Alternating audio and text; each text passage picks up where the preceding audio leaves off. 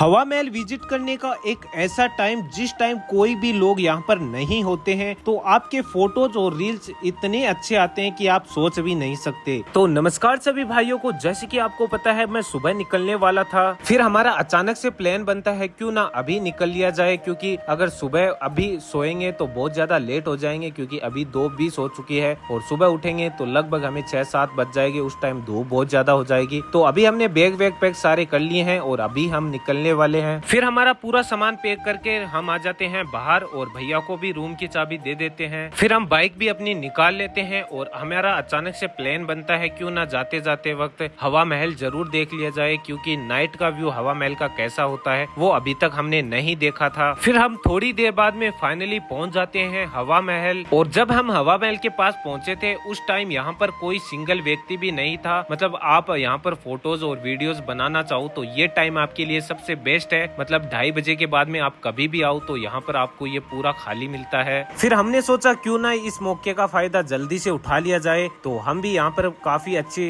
Videos और photos click कर लेते हैं। अब जब यहाँ पर हम फोटोज क्लिक कर रहे थे तो 1-2 भाई और भी आ गए थे, और जब हम फोटोज क्लिक कर रहे थे उस टाइम नाइट का जो व्यू था वो भी काफी ज्यादा शानदार था। मतलब जो चांदनी रात थी जिसकी वजह से फोटोज काफी अच्छी आई थी हमारी। और यहाँ पर आपको नाइट में थोड़ी लाइटिंग की प्रॉब्लम हो सकती है, क्योंकि जो हवा महल की मेन लाइट होती है वो उस टाइम ऑफ होती है। तो अगर आपके पास अच्छा फोन है या फिर कैमरा वगैरह है तो ही हमने जो टाइम बताया है उस टाइम पर जाना। फिर यहाँ पर हम फोटोज वगैरह क्लिक कर लेते हैं और लगभग हमें 1 घंटा हो जाता है। और यहाँ पर जो भाई लोग बीच में आए थे वो भी जा चुके थे, तो लगभग हमें यहाँ पर 3:30 हो जाता है। और यहाँ पर फिर हम निकल जाते हैं घर के लिए। फिर हम थोड़ी देर बाद में जयपुर का टोल है वो क्रॉस कर देते हैं। अब हम थोड़ी देर पानी वगैरह पीने के लिए रुके तो फिर से वापस चले तो हमें पता चलता है जो हमारी बाइक का टायर है वो पंचर हो चुका है। अब थोड़ी किस्मत खराब थी तो थोड़ी किस्मत हमारी सही भी थे, क्योंकि हम थे रिंगस में। और यहाँ पर जो रिंगस में भाई बसंत कुमार सैनी है, उन्होंने जो अपना पंप है वो बाहर ही रख रखा था। तो यहाँ पर हम यहाँ से हवा भरते हैं और किस्मत से हवा भर जाती है।